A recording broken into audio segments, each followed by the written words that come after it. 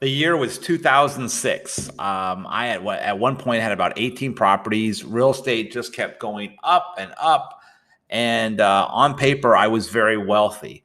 So what could possibly go wrong, right? Well, my name is Troy Funk. I'm a licensed real estate broker here in the state of Florida. I've been in the real estate business going on 35 years. And I've seen a lot of trends in real estate. I've seen a lot of ups and downs.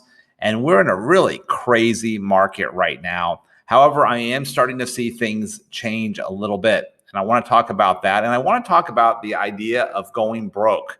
And what does that mean? And what did I learn from that personally? Well, the year was 2006. I owned, as I said, many rental properties. And on paper, I was very wealthy, and real estate just kept going up. No matter what you bought, it appreciated. It was worth more the next day after closing. And real estate was as hot as it could be. Well, then it doesn't take too many of us to figure out what happened. And there's a lot of movies telling us what happened now that it's gone. And the market collapsed, the real estate market collapsed. And it happened very quickly. I remember having a property on the market. It was interesting. I owned a house on the island of Venice, and I purchased a property, and within 6 months, it had appreciated and made more money.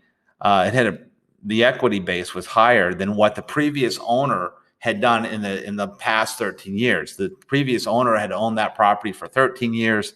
I purchased a property, and in 6 months, my equity was more than what they had gained in 13 years. So the market was on fire. Well, I fixed the property up and I put the home back on the market, expecting that it would sell very quickly.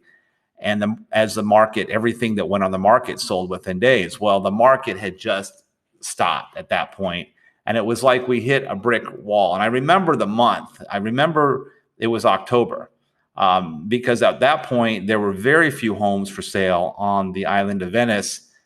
And when I put this home on, I assumed I'm one of the only homes for sale. This will sell right away.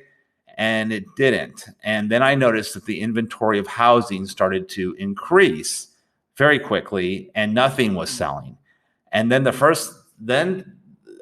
I experienced something I had quite never seen in real estate, that real estate started to, values started to decline, and they declined very quickly. And it got to the point where I think I had listed the home for about $535, and in a matter of 3 or 4 months, I brought the price down $100,000. I was now about $435. I think I got an offer for $360, and I took it. And it was a good thing I took it, because the market kept falling. And the purchaser that bought my home on the island, ended up trying to sell that property himself. And it was on the market for about 3 years for what he paid for it.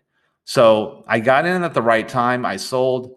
If I had sold maybe just honestly 6 months earlier, I could have made an extra 100,000. But that's how volatile the real estate market is.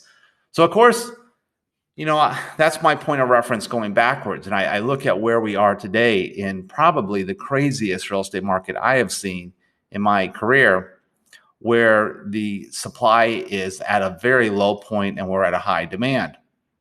Well, things will change. I don't think we're going to see a crash. I think a lot of people are predicting that. And of course, bad news gets a lot of clickbait. And we are going to see a shift, but probably not as drastic as we saw last time, and may not see property values go down. So to talk about going broke, that was one property I owned, but I had multiple properties that were deflating in value just as quickly, and I wasn't as liquid on those properties. Tenants stopped making payments, and I didn't have the cash flow to support the debt.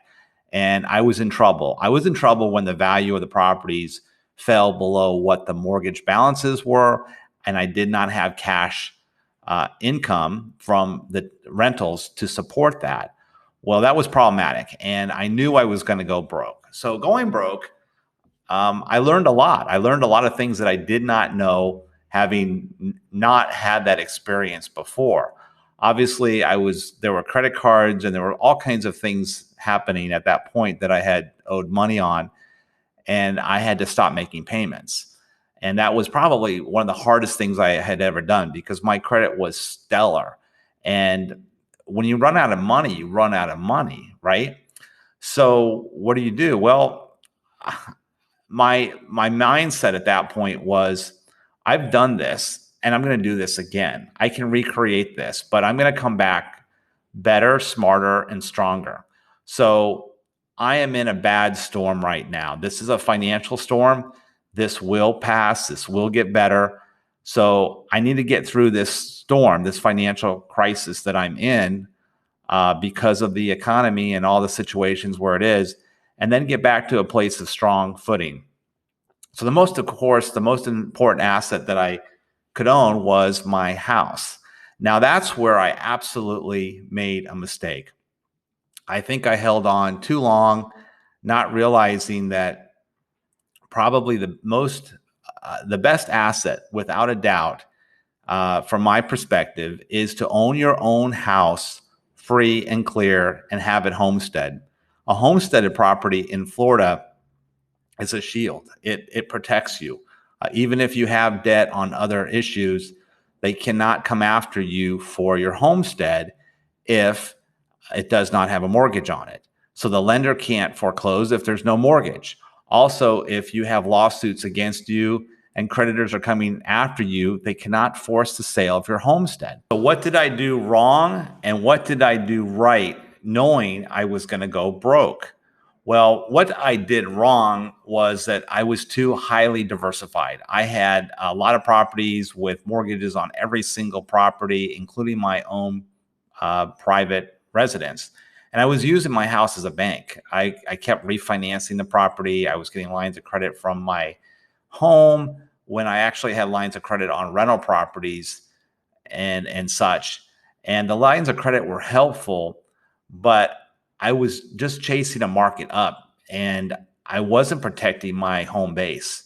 And had I done that, I would have been in a much better position because in Florida, the homestead laws are very favorable. And when you own a property in Florida and it's free and clear and it's homesteaded, you're protected. I don't know if you remember O.J. Simpson. You know, what happened after the trial? He moved to Florida, he bought a property, and he homesteaded it. Why did he do that? It was an asset protection plan on his part.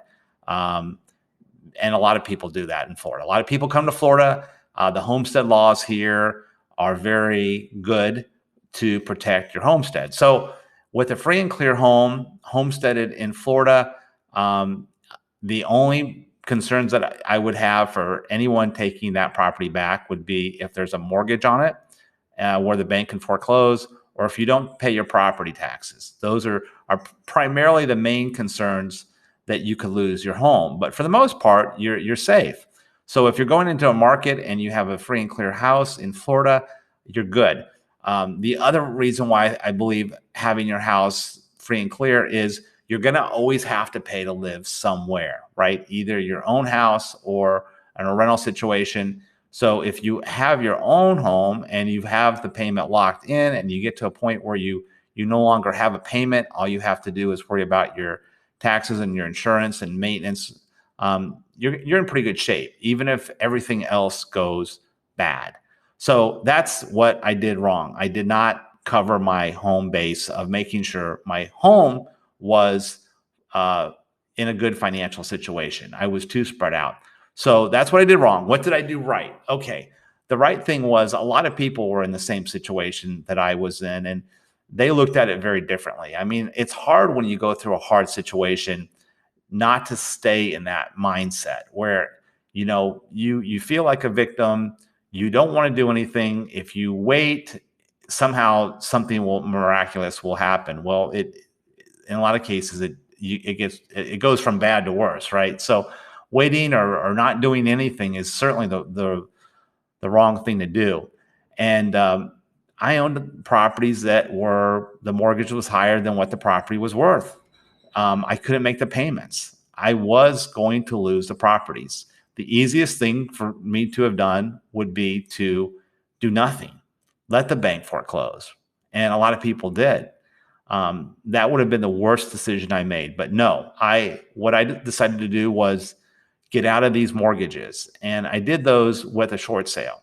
Every property that I wasn't able to sell as the market was going down, I short sold. And I was very cooperative in doing everything I can to make sure that short sale went through. That took all that negative debt off my plate.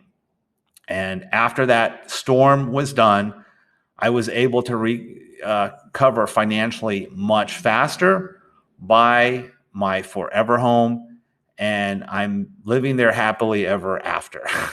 So that's what I did right. The short sale was a good answer. Now, back in those times, a lot of agents didn't understand short sales. That was a new thing to our market, and a lot of people didn't know what to do. And going through short sales on my own properties, I felt like I knew it very intrinsically. I learned a lot from that, and I learned that a lot of real estate agents don't know what the heck they're doing, and I would see a lot of short sales fail for that reason. So I felt sort of a personal need to help other people with that process. Today, I'm the broker owner of Realty One Group Skyline in Sarasota. I've got multiple agents that specialize in short sales all over the state of Florida, and they do an outstanding job. They know their craft, and I do predict that we're going to see short sales come up, and we want to be a resource. I have a website out there that I created that I'll share with you. If you are in the process of going broke with real estate, educate yourself, know what your options are, and this website will be a resource to that. But I'm here to help as well. And I hope my story has helped you. If you are in the idea of what do I do? I'm going broke. Don't worry about it. You know what? Life has storms, and the main thing is let's get through that storm. And we certainly want to help in that process if we can help you. Again, my name is Troy Funk. If I've been any help to you, please hit that like button. Certainly hit the subscribe button as I talk about all things Florida real estate related. And again, thank you, and I wish you well. Bye.